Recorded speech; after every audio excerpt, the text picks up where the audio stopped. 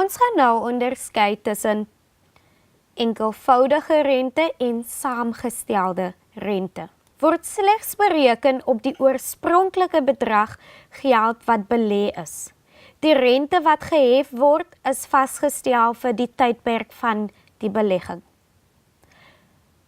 Saamgestelde rente word elke periode bereken op die oorspronklike bedrag wat belê is en alle opgehoopte rente van die vorige periode. Rente word bygevoeg by die oorspronklike belegging sodat rente op rente verdien word. So as ons kyk na die verskil, by enkelvoudige rente word dit slegs bereken op die oorspronklike bedrag. En by saamgestelde rente word dit elke periode bereken.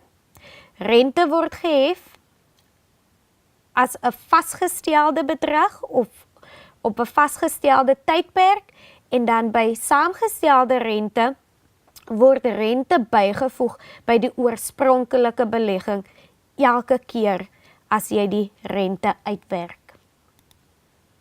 So by enkelvoudige rente, die verskille daar, die rente wat gehef word is vasgestel en dan by saamgestelde rente word rente bygevoeg by die oorspronklike belegging.